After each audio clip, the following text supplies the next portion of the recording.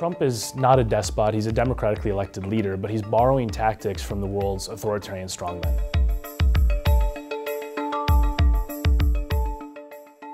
So you have a variety of different behaviors. Attacking the press, demonizing them, calling them the enemy of the people, which we've heard before from Stalin and Mao throughout history, not American presidents. You are fake news. Sir, go ahead. Can you state categorically that nobody... You have him filling the White House with family members and cronies, people like his son-in-law and his daughter as senior advisors, in addition to the fact that he's surrounded by generals. You have him politicizing rule of law, saying, lock up my opponent, Hillary Clinton, while pardoning political allies, right? Politicization of rule of law is a key aspect of authoritarian rule. And then finally, we've seen divide and rule tactics, where he scapegoats minorities, either blaming Mexicans, migrants, Muslims.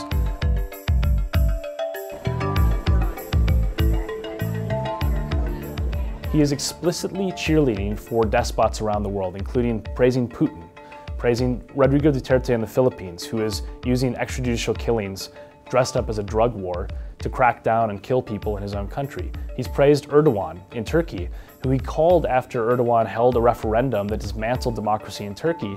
Trump congratulated him on that. And even though the referendum was clearly rigged, the overall trend is increasingly getting used to things that used to be so outside of bounds in American politics that they would have been rebuked by both parties. And this is one of the main shifts I think it's really troubling, is what I talk about, things like the value of the press, the idea that rule of law should be apolitical, etc.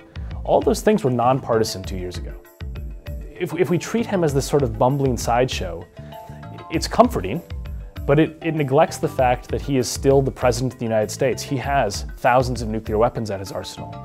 He is a real figure in global politics. And so, you know, I think that people dismiss this or discount the risk at their own peril.